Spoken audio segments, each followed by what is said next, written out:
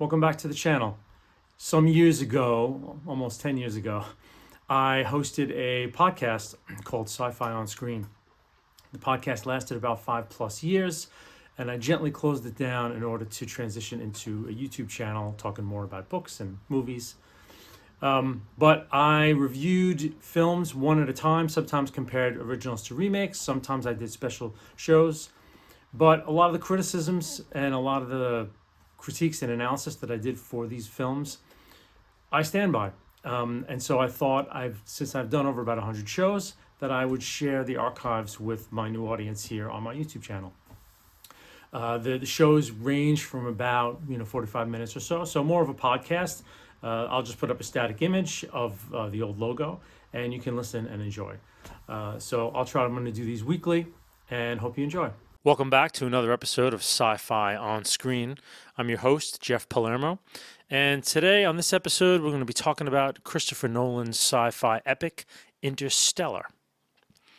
A little bit of background on Interstellar. Interstellar was conceived by film producer Linda Obst and theoretical physicist Kip Thorne, and they had collaborated on the 1997 film Jodie Foster starrer Contact, which was a Carl Sagan novel. And the idea came about between them and a discussion about Thorne's theoretical physics work and about, black holes and exotic matter and so on and so forth and wormholes. Initially, Spielberg was attached to direct. In March of 2007, Jonathan Nolan, Chris Nolan's brother, was hired to write a screenplay for the film, and at that point it got its title, Interstellar. Then there was some business moves made where Spielberg moved DreamWorks from Paramount being the parent company to Walt Disney. I think Interstellar was a Paramount product, Paramount title. Was a Paramount intellectual property, so when he moved, he was kind of, removed himself from contention. So Jonathan Nolan, being attached still, recommended his brother, who was finished with the Batman trilogy. Christopher Nolan came on board in 2012 as the director. Chris rewrote Jonah Nolan's script when he got on board, changing a lot of it, especially the last third. Thus, they were on board. We have, as another, Wally Pfister, Nolan's longtime cinematographer, is not on board this film. He made a film called Transcendence, so he had a new cinematographer on board. He did have Hans Zimmer, again, his usual folks on board. Let's jump right into the film, shall we? We get some cold open, as it were, no real credits. So the opening production graphics, it's funny, when it starts, kind of like The Matrix did when the Warner Brothers logo was green, Nolan does here, and the Paramount colors and the colors of all the production companies when they show their logos before a film starts, they're all very brown. And we start out with Ellen Burstyn in this kind of documentary style shot talking about who we'll come to know as Cooper, the lead character. And then we cut to Matthew McConaughey in what looks like an out-of-control spacecraft. It looks like he's in a bit of an accident or he's having problems. Just before anything happens, though, he wakes up. He's home in his bed and he's been dreaming. When he wakes, his daughter Murph is standing next to his bed. I think she's like 10 or so-ish. And she says to him, "I thought you were a ghost," foreshadowing the ghost plot line and theme it's going to come about in this film. Straight away, one thing I noticed is the actress playing Murph at this age is not a good actress. I'd hate to judge children, right? But she has a very stagey delivery. She's not very convincing in any of her scenes. And another problem is that initially, and what starts with this scene, is that the characters in these early part of the film lob these softball lines at Cooper in order that Coop can turn around and deliver like these devastating indictments of society or these pithy lines about science or about truth and so on and so forth. So to me, straight away, it came across as very on the nose, very talky, kind of stagey dialogue. It was odd that this quickly in a film, especially a Nolan film, I'd be taken out of it by the dialogue and this young girl's performance. But I definitely was. She goes back to bed, and Coop turns towards the window to look out at his farm, and we hear an organ music cue, not unlike the end of Thus Spake Zarathustra from 2001, cueing us in as to, where this film's thematic parentage lies. Now we continue with the documentary style shots of people talking about a dust bowl, and we hear talk also about the blight, and that most of the cereal crops and most crops in the world have been afflicted by the blight, and the only crop left is corn that can grow. Every other crop is incapable of growing and producing food. And we get descriptions of a new Dust Bowl. And what's interesting here is Nolan used footage from a Ken Burns documentary on the Dust Bowl, which Burns did in 2012. They were so impressed by it that they asked Burns permission to use the footage, which Burns readily gave. So they intercut actors talking specifics about sort of the future Dust Bowl in with Ken Burns actors talking about the real Dust Bowl. We're also introduced in this scene to John Lithgow as Coop's father. And this is very cool and clever. In the opening scenes with his family, we're hearing the descriptions of what the families had to do in the Dust Bowl, and that they had to turn plates upside down, and they had to cover glasses when they were put out. And we watched the family set up for dinner, do these preparations, and very clever of Nolan to do.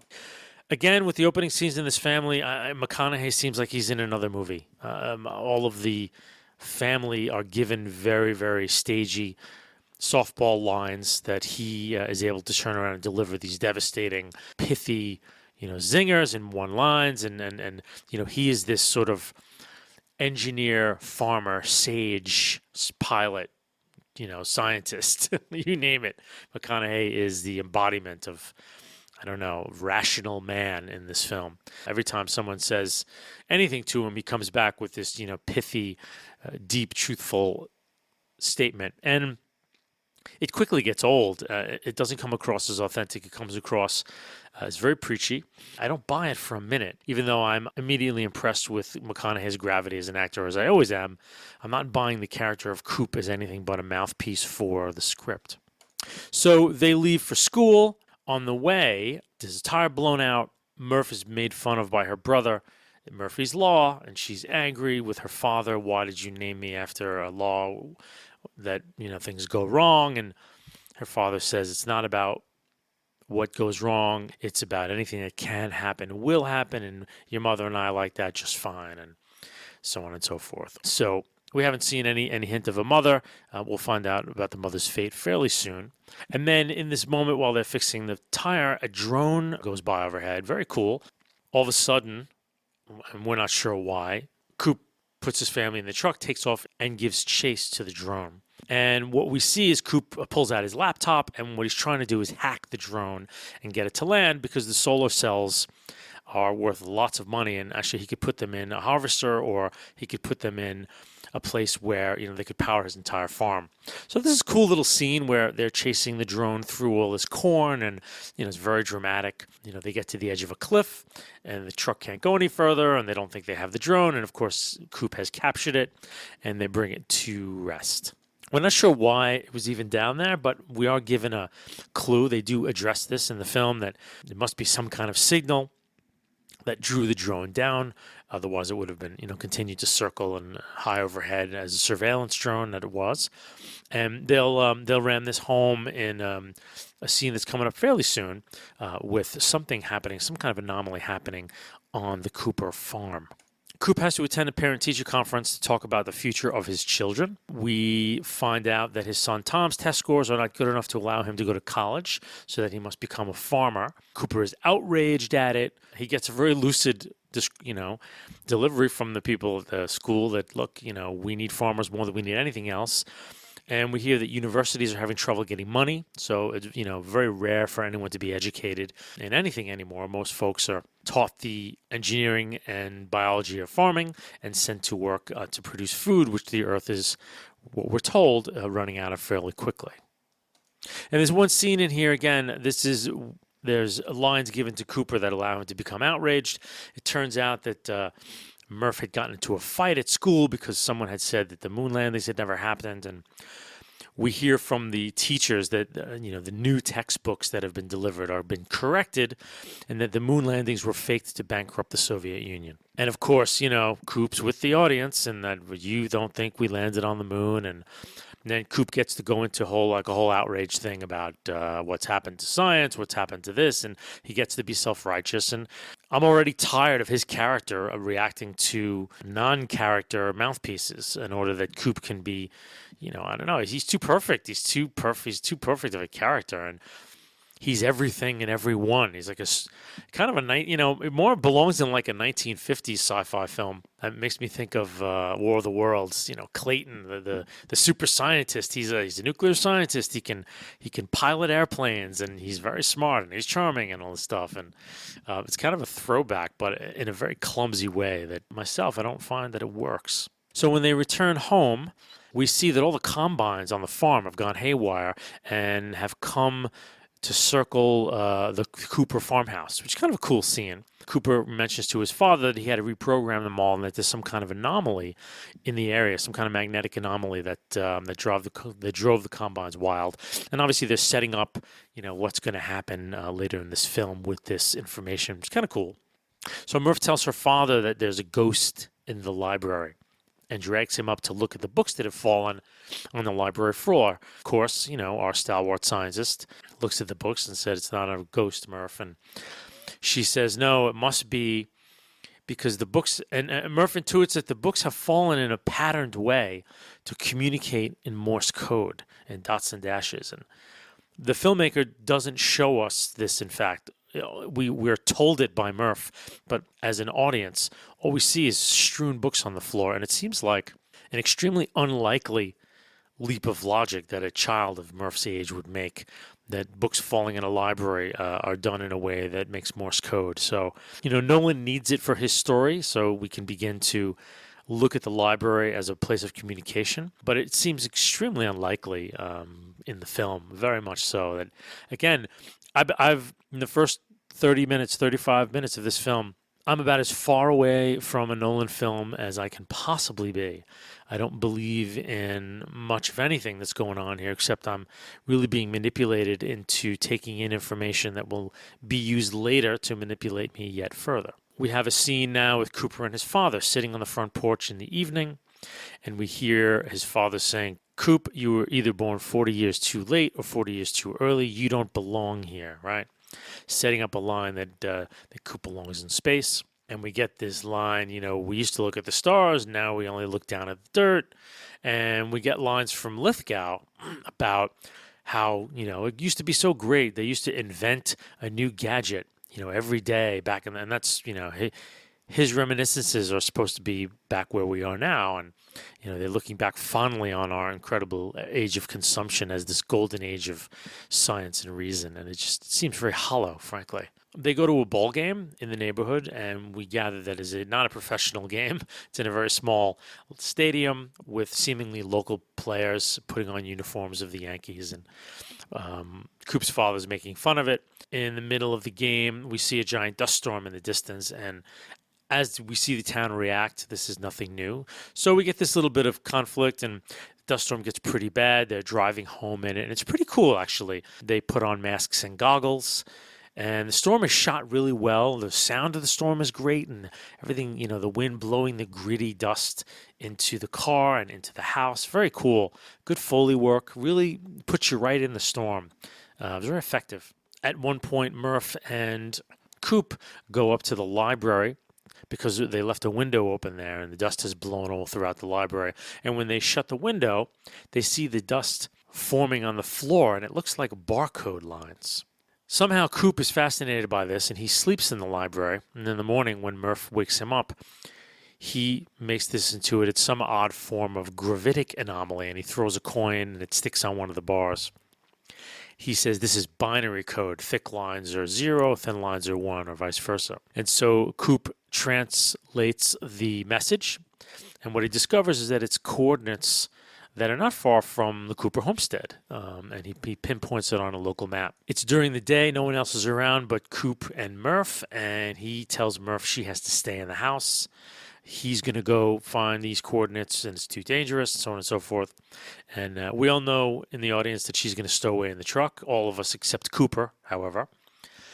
And of course, there is a moment when she, reveals herself in the truck, and he's miffed but smiling, because he loves his daughter. He can't say no. And so they go together.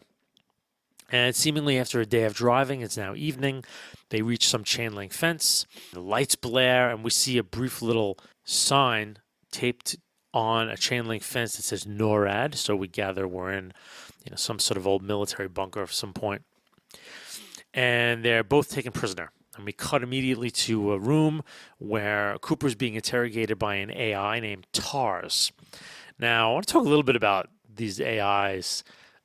They're very cool. The design of the artificial intelligence robots in this film are really wonderful. There are a series of sort of, rectangular shapes that are connected to each other and enables the robot to walk and pivot and move in wonderful different ways. It's a very brilliant design. Just very unexpected, the interlocking steel that pivots in different places. And it's really cool. Before anyone comes in, we hear Coop's angry tirade that these robots were developed by the military and were initially all Marines, all originally military robots. And of course, he's against them all, and he thinks they were all, you have to be careful. You never know when they're going to turn on you, and he's angry. And then enter Anne Hathaway as young Dr. Brand. She takes him to a conference room where he's reunited with Murph. We see a bunch of people sitting around the room. Actually, it looks like kind of a 70s conference room, frankly. Sir Michael Caine is in there as Brand's father. And we see William Devane, who plays the head of NASA, which is in a casting coup. I love William Devane. We see these astronauts' photos on the wall. We see something called Project Lazarus. They sit down, and Coop knows Brand's father from back in the day. And what they've stumbled upon is NASA. Once they find that out, they can relax a little bit. And so now we get a big info dump about what's going on. And the blight is about to make the jump to the corn crops. What we get is Brand Sr.'s dire warnings that Murphy's generation will be the Earth's last, as the blight will consume, it feeds on nitrogen, which is in 80% of the atmosphere, and there'll be less and less oxygen put back in as plants and trees die. So not only will there be no more food, but the blight will steal the air from human beings, and we will starve and suffocate. So what we find out in our big turn is that there's been gravitic anomalies detected near the planet in the past 50 years. One of these gravitic anomalies is what sent Coop's spacecraft down, and there were other ones that they had detected. And then the largest one was detected in the orbit of Saturn, and it turned out to be opening of a wormhole, which is very cool. NASA has sent craft through the wormhole to investigate new planets for the human race to migrate to, as the Earth can no longer sustain them. What we find out is that they found a system with 3 habitable worlds, and they need another mission is going to go and investigate the claims of the 3 astronauts. Basically, each astronaut in one of these missions went to a world by themselves. They checked it out. If it was suitable for life, they sent back a thumbs up. If it wasn't, it was a one-way trip, and they spent their last days in their habitat alone on these planets. Pretty cool, actually.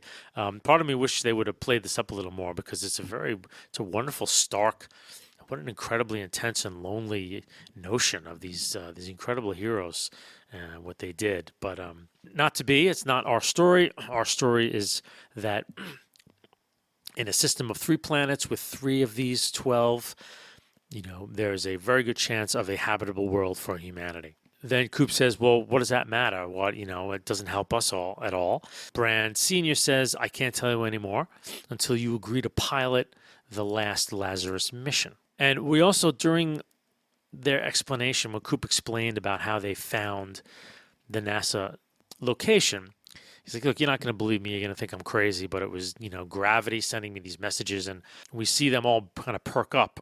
And it wasn't such a hard sell. And then when we see the wormhole, we realize that at this point, what we believe is that an alien presence has made itself known and is attempting to help the human race escape their, sort of death planet, as you will. So, of course, Coop agrees to do it. And we hear about plans A and plan B. Plan A is Coop and his crew finding one of those planets able to sustain life. And back on Earth, Dr. Brand Sr. reconciling gravity with quantum mechanics. And what Brand is saying that if they discover the secret of gravity, they can lift in massive structures. They can lift most of the world's inhabitants off of Earth by using these sort of this anti-gravity technology. And we see that we're told that Brand Sr. has been working on these equations his whole life. We're told that he's very close to solving them. And, what we get is that he's attempting to reconcile the four forces into one, which is a real thing that's happening in physics right now. String theory was one attempt to do so. There are several other theories, but the four forces of the known universe, the electroweak force, they call electromagnetic force, the weak nuclear force, the strong nuclear force, and gravity. The standard model currently in physics has reconciled the electromagnetism with the weak nuclear force and the strong nuclear force. These are all forces that can be explained and predicted via equations.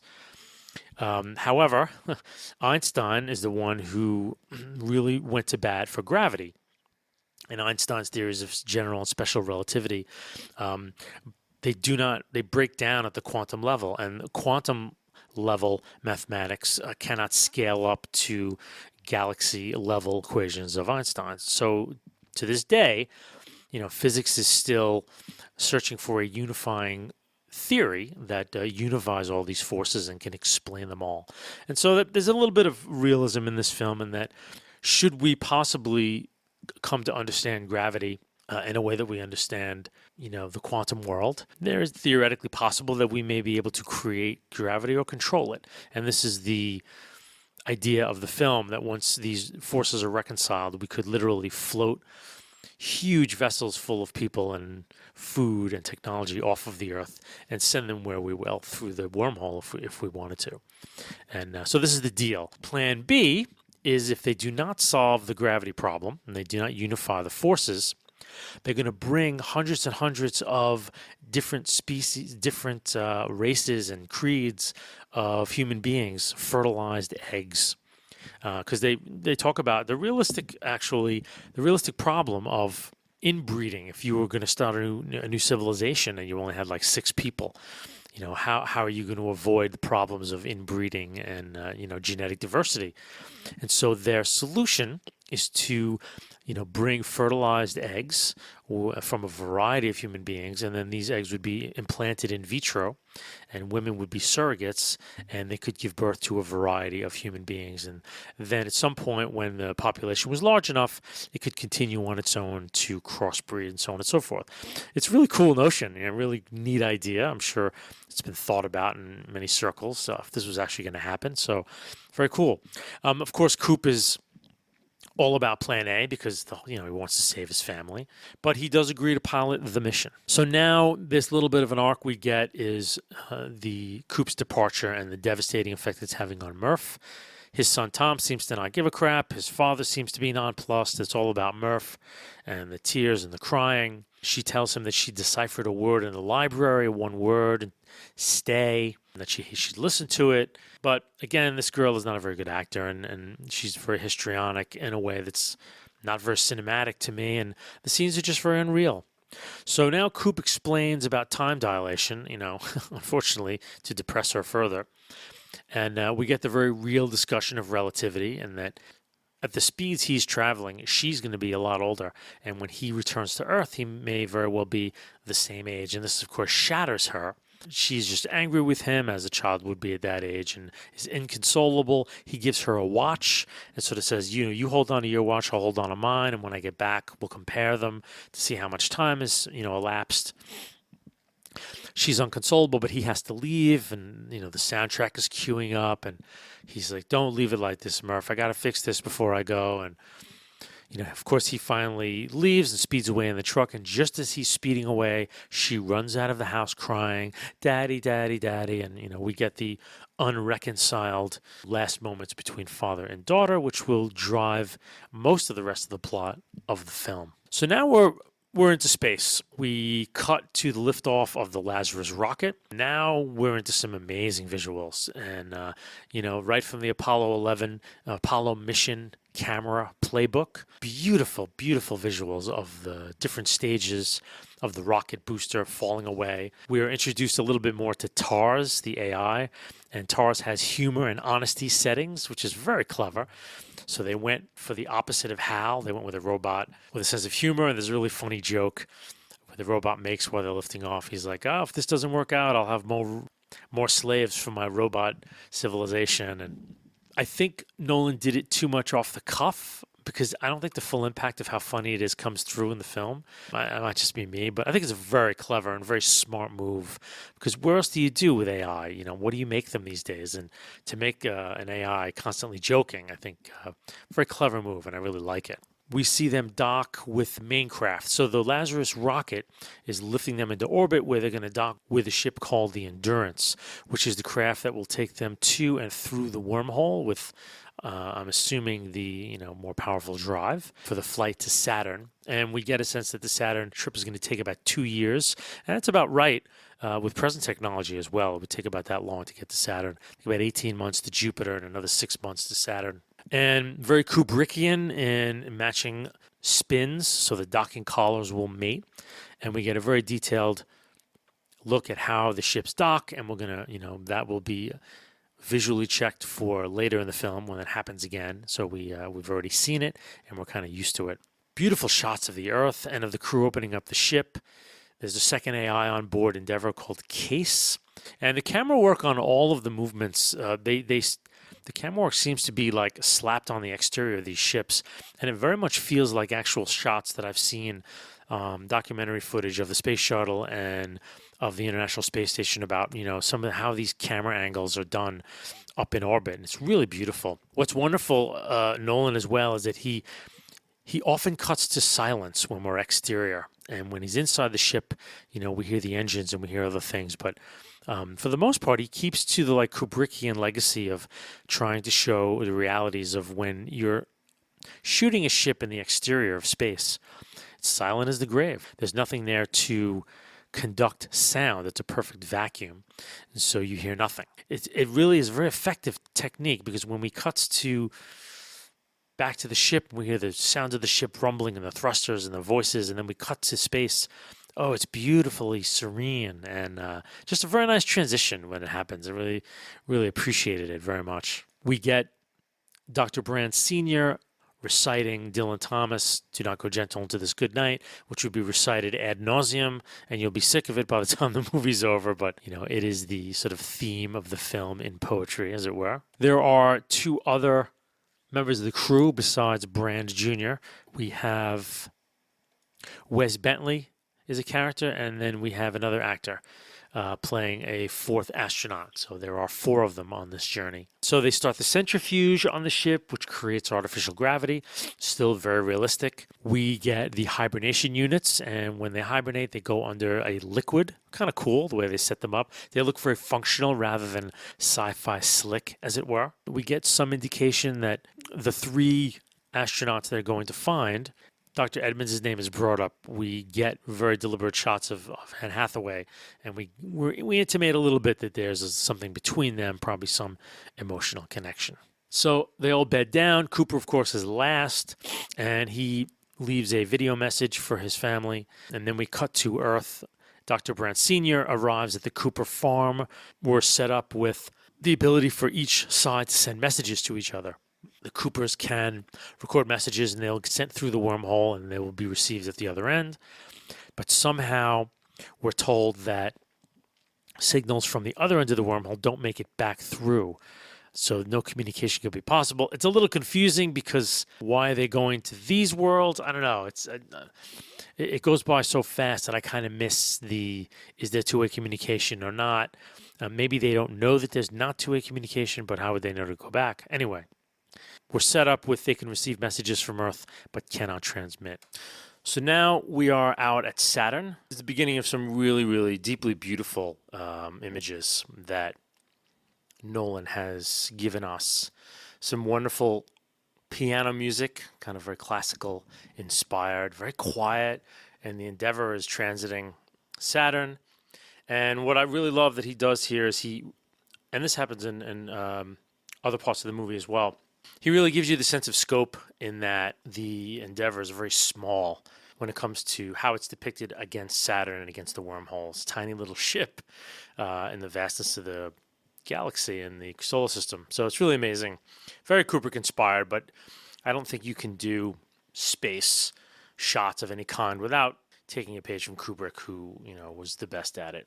Before they go into the wormhole, Kubrick gets a message from his son via video. Son's not too happy with him. Not really sure why he's even leaving the message, but leaves it, and no Murph, of course.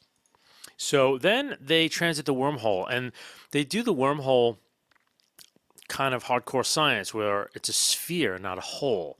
And I think this is from sort of Thorne's calculations. I love that it's in the movie, and I love how they very easily describe it as one of the astronauts takes a piece of paper, folds it in on itself, puts a pencil through it, but a hole in a three-dimensional space is actually a sphere, and it's fantastic. And it's great how they move into it. It's kind of one of Nolan's versions of the Stargate, as it were. It's a really beautiful sequence. There's this wonderful emergence, and the ship starts to really speed up, and the effects at this point when you're looking out of the ship are just gorgeous. And I would imagine that you were lucky enough to see this section. I saw this film regular 35 millimeter screening. But if you had seen this sequence in IMAX, it must have been just awe-inspiring and really beautiful. When they're about 3/4 of the way through their transit, there's some odd distortion that happens in the cabin. Brandt thinks that she shook hands with an alien. It's just an odd moment. And, of course, later on, that's a little seed that will bear fruit. So they exit the wormhole, and they're in this new solar system. There's a load of data that's been communicated back from Miller, Mann, and Edmondson, who are the three explorers. And so they find out a little bit about the worlds that they explored. Basically, Wes Bentley tells us kind of the status of things. Edmonds' beacon had gone dark, but Mann and Miller both were broadcasting thumbs up, meaning that their worlds were viable for human life. And so they have to kind of choose, where they're going to go next. So now we get an initial complication, and they use some science here, which is kind of cool. Miller's world orbits very close to the black hole, which lies in the center of the system, called Gargantua. As you get closer to any intense gravity, time moves for the person in that gravity much slower than those not in that gravity. And so, in a sense, you speed through time as the rest of the world speeds by you. They set up this condition that every hour they spend on Miller's world, 7 years would pass back on Earth, and at a certain distance in orbit, the ship that anyone who stayed behind on would be 7 years an hour. Very cool. Cooper, in one of his many instances where, the engineer from the farm, turns out to be quite a capable astrophysicist once he gets going. He theorizes that if they keep the Endeavour back and use their shuttle to go down, they'll lose a lot less time than if they had the Endeavour actually orbiting the world directly. And they would all lose time. However, they have to leave one of the astronauts behind, Romilly. Supposedly, it's going to be only a couple of years because they're going to be in and out really quickly, maybe 20 minutes down, get Miller's data and get out or get her. Wes Bentley and Cooper, Brandt and Case, one of the AI robots, detaches from the Endeavour and they head down, leaving Romilly behind. So again, we're back in space travel, and Nolan does the wonderful silence and sound shifts, really amazing. And the black hole is incredible. You've never seen a black hole looking like this. This is what has been theorized using Kip Thorne's equations, and they actually used it. They used Thorne's equations to help program some of the special effects computations to come up with this thing. And it's amazing looking, really, really incredible. It's very large in the screen, too. So, you never get a sense of seeing a black hole from a distance, small in the screen. It's always this massive thing that barely fits in the screen. And I think it's intentional and really clever on Nolan's part. There's something odd here where they're going to leave Romilly alone for 2 years while they go down and retrieve this data. And I guess they have to do it, but I don't know. I mean, it struck me that, leaving a human being alone for any period of time and complete isolation would damage them emotionally and mentally. And it's not really dealt with here because they need to do other things to make the plot work. But I don't know. There was something very cavalier about them just saying, all right, well, we'll be going down for like 15 minutes and we'll see you in 2 years. I don't know. It was too pat, I guess. It was too easy, and Romilly they didn't really explore Romilly's reaction to it or what it was going to be like. So that everyone assumes it's going to be okay. So I just found that a little weird. So because Coop wants to get down fast, he takes control of the ship manually, and the Wes Bentley character is like, "Damn it, Cooper! What are you doing? I know what I'm doing." And Coop's character, of course, I guess using aero braking, gets the ship down much faster, but it's very dangerous and I don't know, felt kind of absurd to me. And they land in this very shallow sea. We see far in the distance what looks like mountains, and we're not really sure yet what is what here. And the soundtrack cue contains kind of a clockwork-like sound, a ticking sound in it, which reminding us, every minute that's passing here, enormous amounts of time are passing back on the ship. So they find Miller's beacon, and the ship has been ripped apart. There's nothing remaining, but there's some brief computer data banks containing some data about the world. And then what we thought was mountains are actually these gargantuan tidal waves, massive in size. I mean, they're really cool. I mean, they are so tall, and the camera takes a moment to track up them to give you this sense of, massive scale. And then one's heading right for them, so we have a clock ticking. Now we have this whole situation where Brand's like, "I got to get Miller's data." Cooper's like, "You don't have enough time." She goes to get the data, but she gets stuck. And the robot case it turns into kind of a spoked wheel, which is very cool. It has to rescue her because she's stuck behind this detritus. Doyle, the Wes Bentley character, he's sitting there waiting, and basically he's kill me now because you don't need me for the rest of the movie sticker on him. And he's just waiting around looking at waves a lot. It's kind of odd, and I thought it was kind of a weird setup that they needed to kill him, but his death really made no sense. His presence there made no sense, nor did his death. He was just kind of a third wheel who died for no real reason. I don't know, it was weird.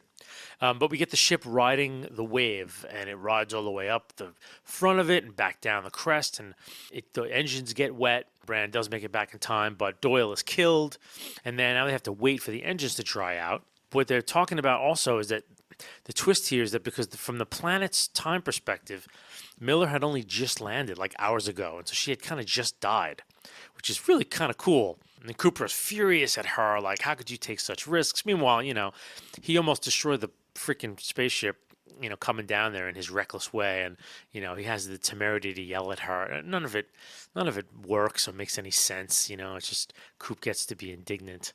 So Cooper's like, "We lost time. We lost decades now because they have to wait for the engines to dry out for them to start." Cooper's like, "How can we reverse time? How can we fix this?" Johnny Engineer. Brand is like, the only thing that can move through time is gravity, which is setting up, the end of the film. Coop schools Brand about being a parent, and the most important thing in the world is making them feel safe. Blah, blah, blah, which, I don't know, just banal to me. Maybe it's true, but I don't care in this moment for whatever reason. Coop's just yelling at everybody all the time. He's telling everybody what to do. He's telling everyone what their mistakes are and why they're not thinking about things correctly. Like, he's just the perfect hero, like he never does anything wrong. There's not a blemish on him. Nobody blames him for leaving his daughter back on Earth. We all know he did it for altruistic reasons, And, whenever he goes off on one of these things, I just feel like it's very artificial. I don't feel it as I should. I don't know. It's always very odd to me. But it does begin, and to my mind, this is where the movie, for my personal taste, does not work, because what's happening here is that Nolan is trying to bring in this sort of ideas of family and human relationships with these cosmic forces that we see, the black hole and the incredible forces of time. And now he's trying to bring in like love and gravity as these mitigating forces that can, transcend the universe. And to me, it almost becomes more supernatural as the film goes on than anything about science, where he's kind of trying to hoodwink us with all this wonderful science and these wonderful theories that he's expounding out in the film. But it just seems very pat, like, "I love my family and I will do anything to save them," and how important that is. And, I don't doubt in the real world, I don't doubt that. But in this movie, it sounds very banal, and I don't know, I don't buy it. And at this moment, I felt like Kubrick knew already what Nolan still struggles with, to accept that in the face of, these cosmic forces that human relationships pale to almost insignificance.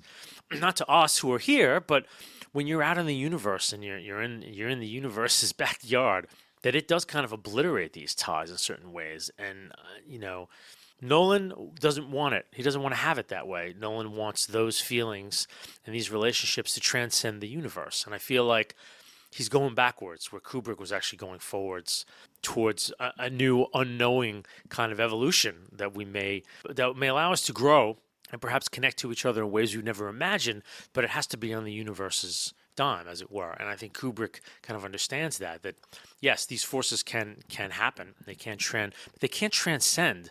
We kind of have to transcend and bring them with us in some way. So I don't know. I just feel like Kubrick is just so knowing and wise, and I feel like Nolan's kind of like a kid here, and he wants his cake and he wants to eat it too. Anywho, another wave comes. It's another great special effect, of course, but Coop comes up with some hot wiring kind of way to start the engines early, and he does it in a moment of daring do and drama. The ship, crests the wave and finally comes back. They enter back into the Endurance, and 23 years have passed on Earth, and for Romilly, who's there. And again, Romilly, to me, should have been a bubbling idiot or in cryosleep. And again, he's a non-character, really. But my God, this man has survived 23 years alone. And we do hear that he went down into hypersleep for some of it, right? But I don't know. It's just they treat it it's like, 23 years, Romilly, what's been going on? Oh, you guys have got some messages. Okay, great, thanks. And we're done with Romilly, and now we're back into Coop and his problems. And there's so many times in this movie where I don't know, I felt very detached, really like a spectator. And again, however, now we quickly get into what I think is one of the ways the movie worked really well, the real emotional core of this film, where now we're using time and using the forces of the universe to create this dramatic moment where he's seeing his grown children and their lives as they grow. Seeing 23 years of his son growing up and having children, his father dying. McConaughey is an amazing actor, and so he really sells it. He's weeping through half of it, and the soundtrack cues are great. They're not too intense, so they don't overplay it. And it's a beautiful moment. I mean, I think one of the most beautiful moments in the film is when he's here watching his family and just weeping for the time lost and for the joy and that their lives are kind of playing out while he's halfway across the universe. And this is McConaughey's moment to me in this film. He is amazing. And finally, near the end, he gets one message from an adult Murph, and she's still angry at her father, and she's still pissed off at him. And, her anger to me, while very human, is beginning to make less and less sense in this film. She is an incredibly bright person. She's a scientist. She knows what's going on about the Earth. She knows that what the decision that he made, and that she would be, that the end result of her character is this continual lack of understanding about her father's choice, and that, she has no life, that nothing really much happens to her. She's just this constantly embittered woman that daddy left me when I was a girl, and I've never forgiven him. And I don't like it. I don't like that character being reduced to such a single stereotype that that I never got over my dad leaving when I was a kid. Never, never got over it. I still am angry at him. I still don't understand. And I feel like the screenwriters need her to be this way in order to play on our emotions and to play on Coop's, and to give Coop that, that incredible urge to make it right with Murph, and for her to understand that I never left you. I was with you the whole time. I was trying to save you every minute.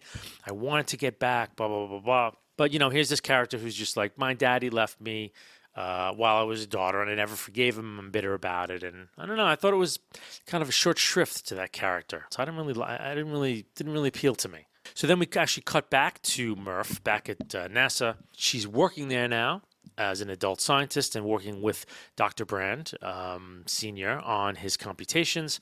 And she's starting to get a sense that something's amiss with his work. So then we cut right back to, the new planet system, and Coop and Romilly and Brandt and Case and Tars have to make these decisions. Now, there's a lot less fuel because they spend a lot more time on the planet.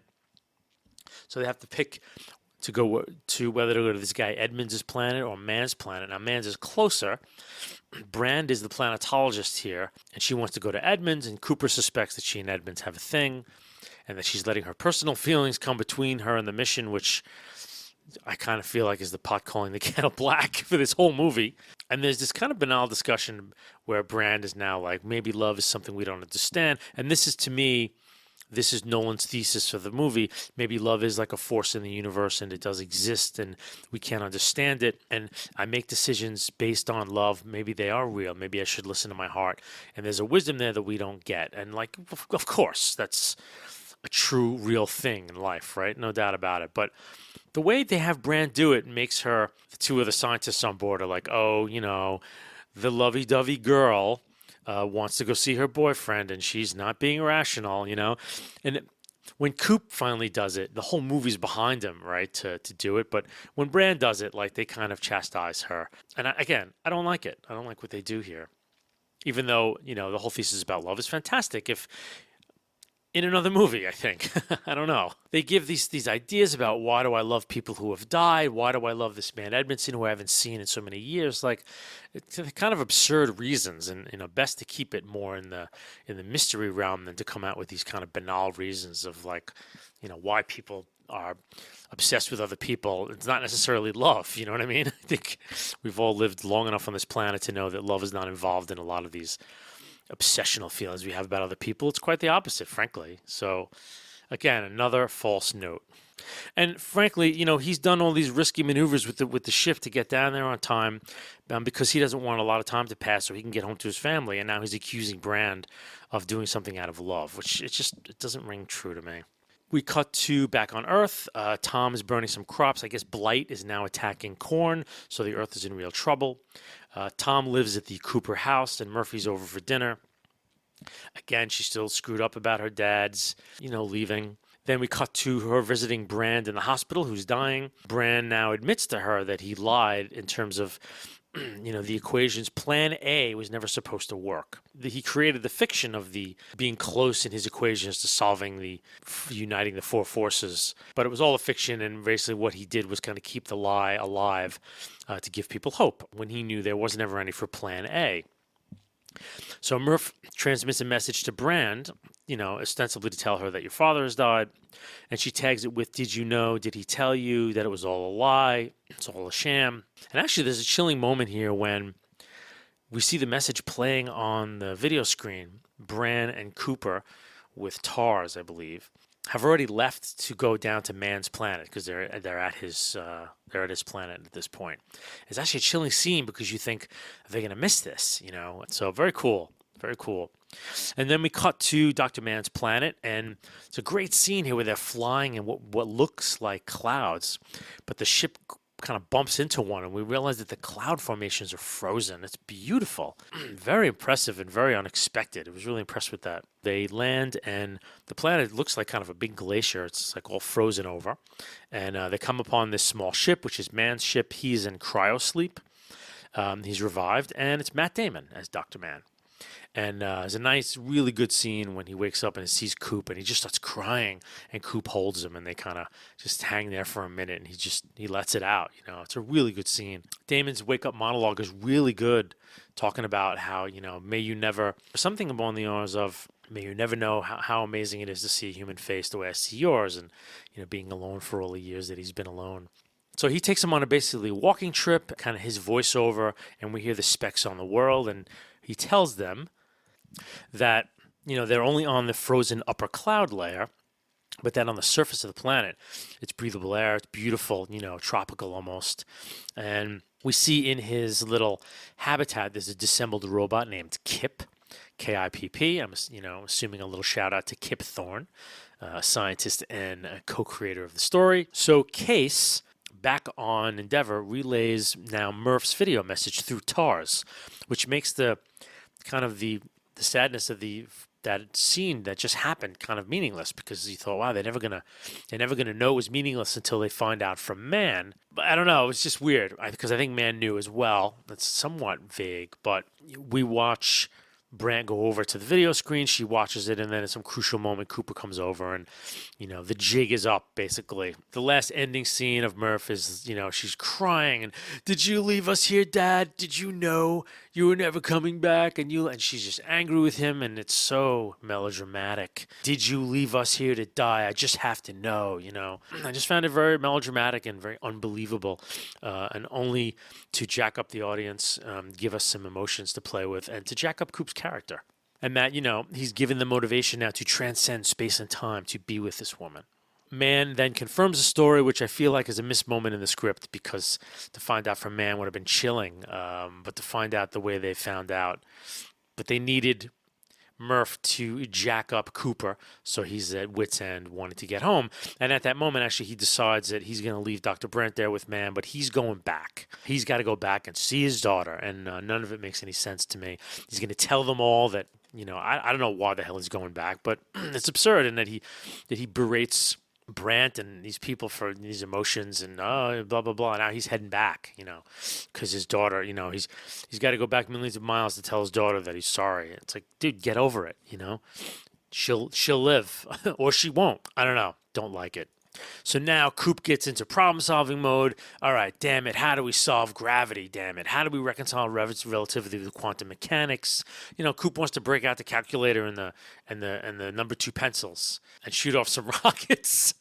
And when I watch this, I'm with Man and Brand, and I think Coop's just kind of like, you know, doing his movie star bit and his hero, like, the hero never accepts defeat. He keeps going until he transcends space and time and wins the day. And when you've brought me along and set me up with such an enormous amount of science, such care, and talking about relativity and how you're filming the ships, now you're going into this basically Ghost, right? Basically David Zucker's Ghost, Jerry Zucker's Ghost, as it were, which I'll get more into in a little bit. I'm lost, man, and I think that you're trying to have all the marbles and you're willing to discard things when you want them and then bring them back when it suits you. And when I see a filmmaker kind of playing fast and loose with the rules that they've set down in this universe, I'm toast. We get this kind of bullshit line about a gentle singularity. Such things as gentle singularity. You know, first we get all this hardcore notion about what a singularity is and what it's not and what you can't know from it. And no, you know what? No, this one's a gentle singularity. And if we skim just close enough, we can send TARS down there to skim the singularity and transmit the data. And we just got to get some parts from Kip to kind of make this work. And dropping the notion that as he gets close to the black hole, time for Kip will slow down to just about infinity. If you're touching an event horizon or you're right there, it would take like thousands, if not millions of years for any signal that Kip is going to send back to reach Coop. So, but all of this is discarded because it's not necessary for the plot. The plot needs to wrap up. We need to get moving here. So, Man takes Cooper now for this walkabout to sort of scout around for good sites for these colony modules, which they're dropping now from the Endeavor. Now, Man's given us this whole monologue, which is preparing us for the climax of the movie, and he's talking about, you know, why is it at the moment of death? It's scientifically proven, which is also an absurd thing, that, you know, we see the faces of our children because in that moment, the mind makes one last incredible leap to reunite with its children, with its children, right? And of course, this is a complete setup of what's going to happen to Coop. So, you know, now we're in like this Lifetime movie about the supernatural Lifetime movie about parents and children. I don't know what movie we're in at this point, but we do cut back to Earth to get the clock ticking that Earth is in trouble. We're on the farm with Murph, Tom again, and, you know, they want to take the children to the doctor because they have lung problems, but I guess, you know, Tom's kind of a dumb farm hick, which we were kind of intimated to believe, and that he doesn't hold with any of that science crap, and they don't believe about any of it having this kind of rust lung or whatever it is that they have. Then we cut back to Man's planet, and Man actually pushes Cooper down what would be his death, but he kind of holds on.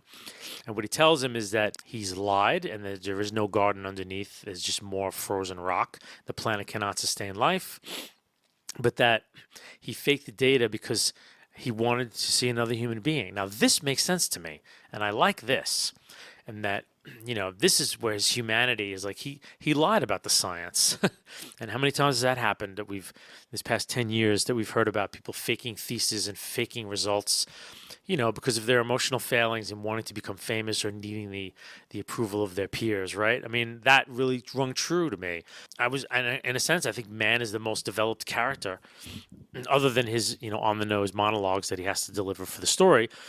He's the most believable character to me, and that his loneliness for another human face, he wasn't willing to die when he got to that planet. And that's an incredible notion, too, that I was thinking about when I watched this, that the minute man touched down on this planet, he knew that it couldn't support life. It was a death sentence for him. That was it. He signed on for it, yes, but now the reality is that, a guy in his 30s or early 40s, he's consigned to live the rest of his life alone with a robot on this planet. I mean, very intense. And I understand now him doing whatever he could possibly do to get back aboard the Endeavor. I feel like he could have just asked Coop at that point, saying, look, why don't we all forget about this whole human race thing? We all realize none of us want to really do it. Let's just get back in the ship and go home. I think Coop would have let him. I don't know. It might have been a more interesting drama, the chances of them coming back. But I'm talking about a movie in my head now and not this movie. So anyway, back on Earth, we get Murph's anger again. Daddy left us here to die. Okay, we get it. Check. Oh my God, Coop's got to reunite with his daughter or she'll die. Forget about that. The planet's going to die. Whatever. Back on the planet, Man and Coop are now fighting because Coop didn't go all the way down. And so they're scrabbling around and Man headbutts Cooper, cracking his helmet. And now he leaves him. But Coop finds the long-range sensor that Man had ripped off his helmet. It's actually a communication device. He activates it and he communicates with Brand, telling them what the story is. Also telling her that, he needs help. So now we get these parallel narratives that are going to run through to the end of the movie. Murph has had this moment of epiphany where she's like, the answer to gravity lies in the library at my house. And in order to get her brother out, she lights his crops on fire. So he leaves the house and she runs up into the library and now she's there. Now, Brand takes one of the landers and saves Cooper from asphyxiation. Now, Romilly is back at Man's little habitat, and he's accessing the information inside Kip, and he realizes that what Man had told Cooper, that, Man's data is all wrong, that the planet cannot support life. But Man had jury-rigged it, and it explodes, killing Romilly. But Tars, who was in there, survives. I guess he's military grade, made of sterner stuff. Man is able to get to the main dropship and heads back up towards Endeavor. And Cooper and Brandt are sort of following hard upon his heels. But so now we get this long sequence. Tars disabled the auto-docking sequence of the ship, which we saw earlier in the film when they had to dock this very elaborate sequence. So Man has to manually dock the ship. So it's a very lengthy sequence. I think he was getting at some Kubrickian stuff here, but it's just a long sequence where you see Man trying to dock the ship, and we're seeing that he's not done it properly, and that they keep trying to contact him, please don't open the airlock because you're not docked properly, you'll blow the ship up. And Man, of course, does, and he explodes.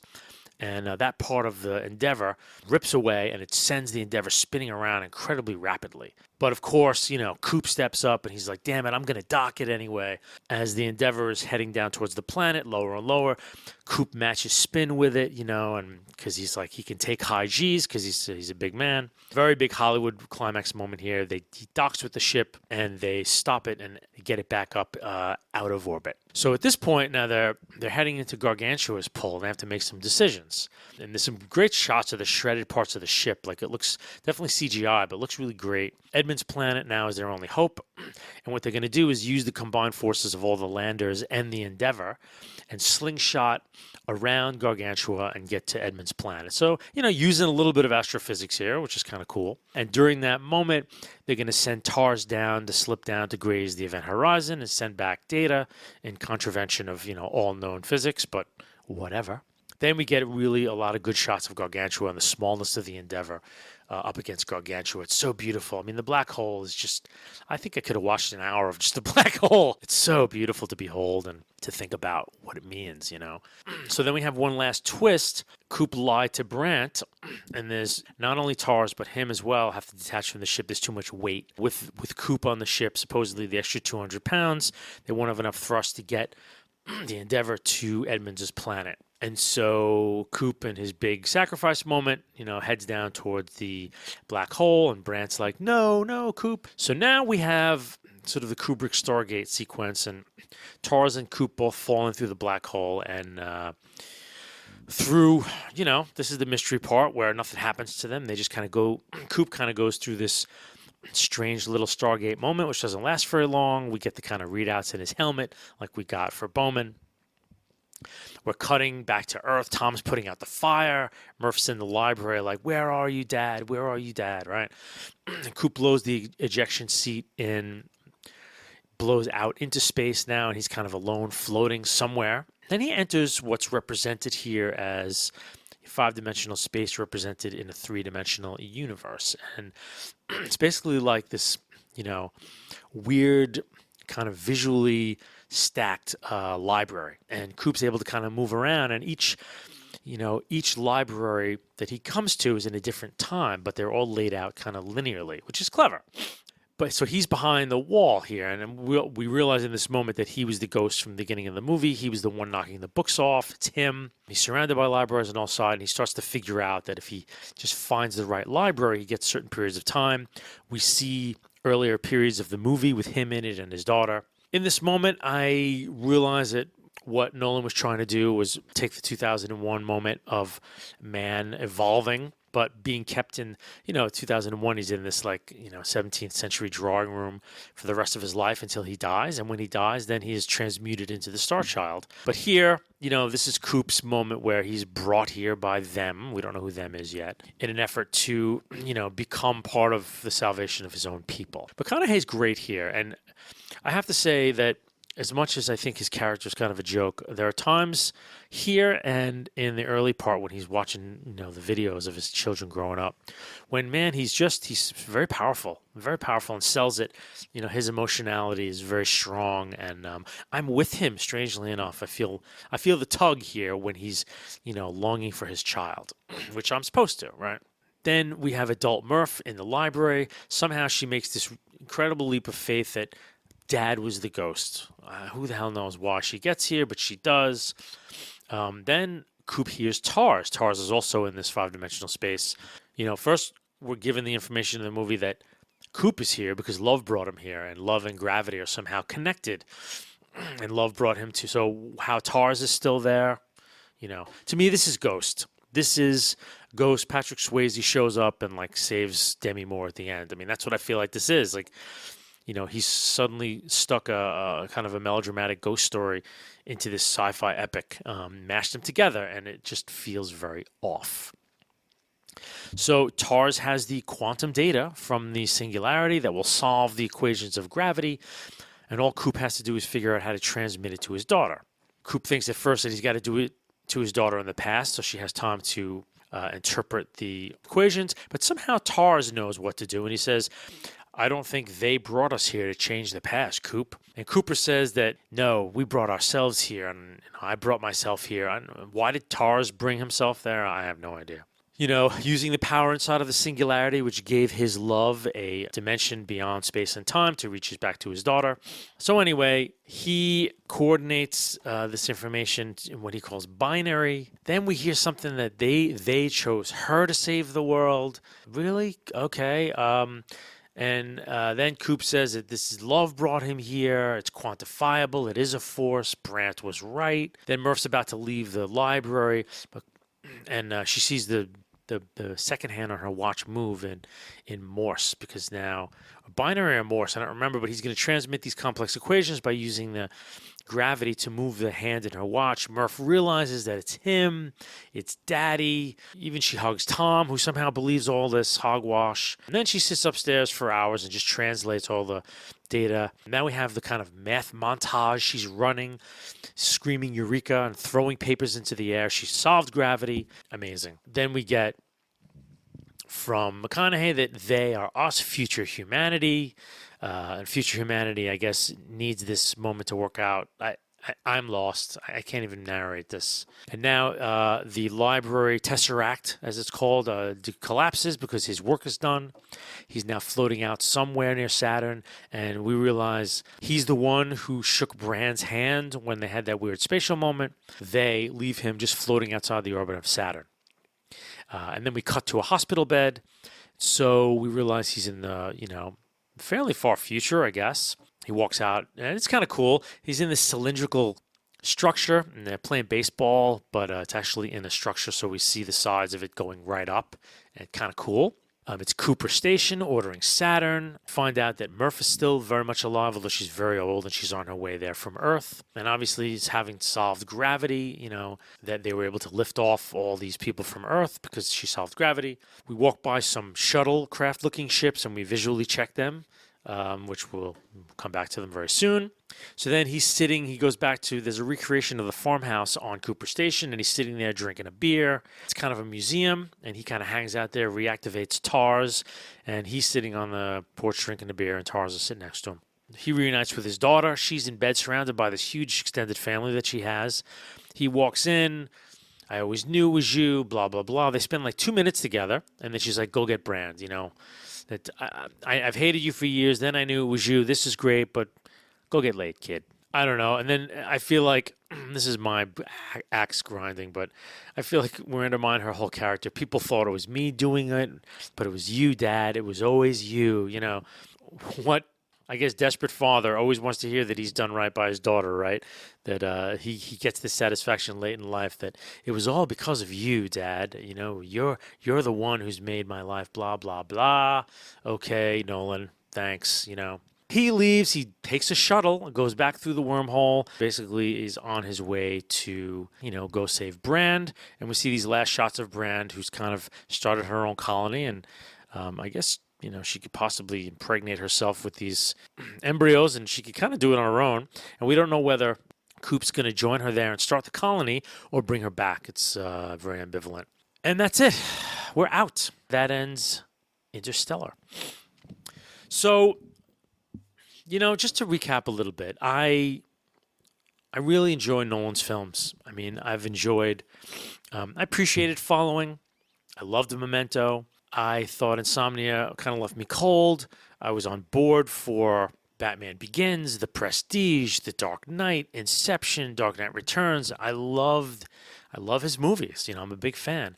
I think this one failed. I think it was a failure. I think it was him trying to take what he probably saw as maybe a failure of what science fiction movies are. Sometimes, science fiction movies with cosmic themes can be a little sterile.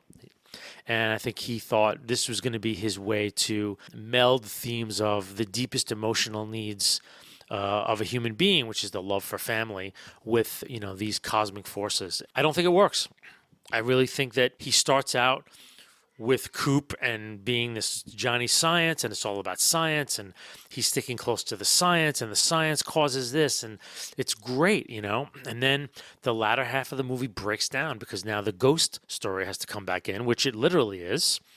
And it all becomes about, love is an actual force in the universe, and it's great, and I'm not poo-pooing that at all in any way. The way it's done in this movie, where they start to discard science, and they start to get into really crazy stuff that I think is shot. I don't think Nolan is the visionary that Kubrick was. And I'm not I love Kubrick, but I'm not a Kubrick file. I don't love every one of his movies. So I'm not a Kubrick is God guy. But 2001 is one of Kubrick's best films, and consequently one of the best films ever made. Kubrick got it right. I mean, he got this right. And I think Nolan tried to do similar things, but he didn't have the vision. Kubrick had the vision to let go of his human character, in a sense. Nolan has a very linear, a different vision where he's going to make this a human story to the last. I don't know. I think it becomes very absurd at the end because McConaughey's flipping around this library, and it becomes so outlandish. And I don't think I was prepared. I was prepared for more and more hard science and more hard choices, and then something maybe truly transcendent, but not that. I will see probably every movie Nolan makes as long as I live because I think he's great. But for my taste, this one was not one of my faves. I'll just say that. So that ends this episode talking about Interstellar. Hope you enjoyed it. We are SciFiOnScreen.com, and I'm on Facebook. You can search for us on any smartphone podcast app, and you can subscribe. And as new episodes go up every week, if you subscribe, they automatically download.